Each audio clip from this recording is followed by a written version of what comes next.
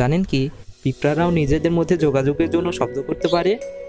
সমুদ্রে বরফ গলার শব্দ কেমন হয়, কিংবা একটি তিমি মাছ কীভাবে গান করে। আজকের এই ভিডিওতে আমি আপনাদেরকে শোনাবো এমন কিছু শব্দ যা আপনি আগে হয়তো কখনো শোনেননি।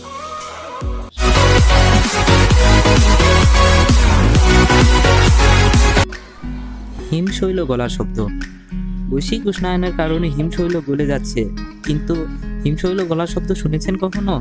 2000 সালে শিকাগো বিশ্ববিদ্যালয়ের প্রফেসর ডবলেস মেকাই গেলেন অ্যান্টার্কটিকার সবচেয়ে বড় হিমশৈল B-15 কাছে। তিনি সেখানে একটি সিসমিক সেন্সর বসালেন এবং মোট 13 বার অভিযান চালালেন। 2006 সালে তার সিসমিক সেন্সরের সকল তথ্য একত্র করলেন এবং হিমশৈল গলার সত্যিকারের শব্দ রেকর্ড করলেন।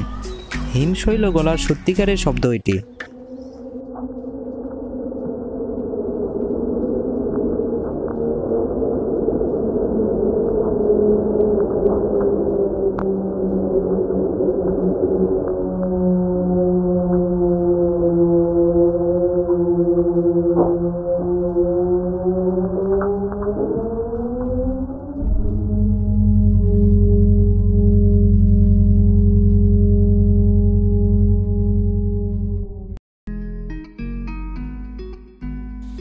পিঁপড়ার ডাক।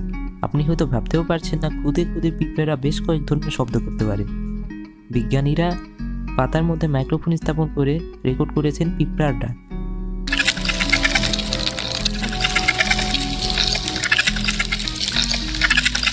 এই ধরনের শব্দ করে মূলত পিঁপড়ারা নিজেদের মধ্যে ডাকাডাকি করে, আর কোনো পিঁপড়া যদি ফাঁদে পড়ে কিংবা আটকে যায় তাহলে তারা করে সম্পূর্ণ ভিন্ন রকমের শব্দ, যা শুনতে এমন।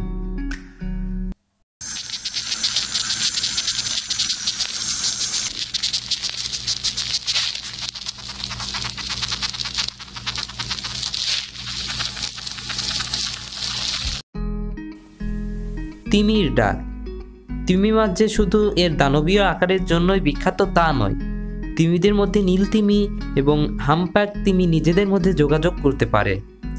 উচ্চলয়ে টেনে টেনে দীর্ঘক্ষণ ধরে চলা এ শব্দের মাধ্যমে এরা পরস্পরের সাথে যোগাযোগ করে বা সংকেত আদান প্রদান করে।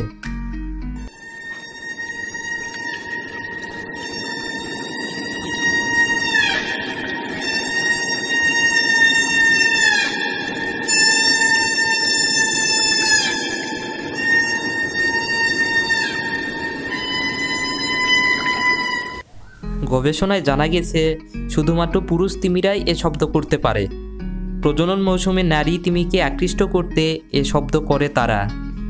এছাড়া কোনো সঙ্গীর মৃত্যু হলে বা কেউ একা থাকলে তারা করে সম্পূর্ণ ভিন্ন রকমের শব্দ, যা শুনতে এমন।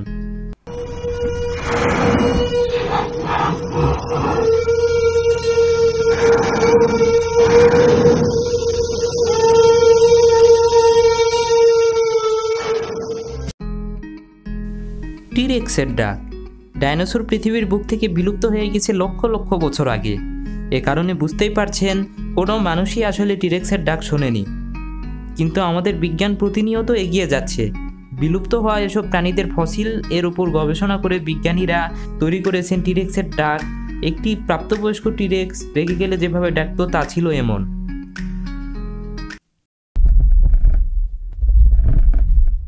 It is pretty incredible. I mean, it's a shot in the dark. Yeah.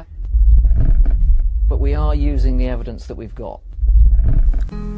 হলিউডের মুভিতে আমরা টিরেক্সকে যেভাবে ডাকতে দেখি মোটেও তেমন ছিল না সত্যিকারের টিরেক্সের গলার আওয়াজ। একটি প্রাপ্তবয়স্ক টিরেক্স কিভাবে ডাকতো তা বের করা মোটেও সহজ ছিল না বিজ্ঞানীদের কাছে। বিজ্ঞানীরা গবেষণা চালালেন টিরেক্সের নিকট আত্মীয় বিভিন্ন পাখি এবং সরীসৃপের কাছে। যেহেতু একটি প্রাপ্তবয়স্ক টিরেক্স ওজনে 6 থেকে 10 টনের মতো হতো, তাই তার শরীরের ওজন অনুযায়ী তার গলার আওয়াজ কেমন হতো তার একটি নমুনা তৈরি করলেন বিজ্ঞানীরা। বিজ্ঞানীদের গবেষণা থেকে জানা যায় টিরেক্স মুখ না খুলেও গড়গড় আওয়াজ করতে পারত, যা ছিল নিচু ফ্রিকোয়েন্সির।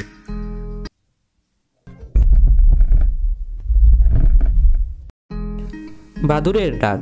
বাদুড় ওড়ার সময় দিক ঠিক রাখতে বা শিকারের জন্য শব্দ করে তা আমরা সবাই জানি।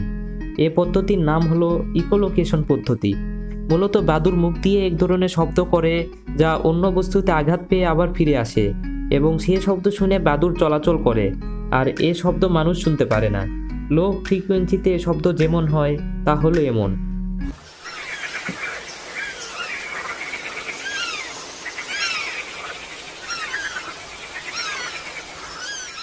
বিভিন্ন পাখির ডাকের মধ্যে বাদুড়ের ডাক আলাদাভাবে শোনার সুযোগ নেই, কিন্তু ভিডিও স্পিড কমিয়ে দেওয়ার পর যা পাওয়া যায় তা শুনুন।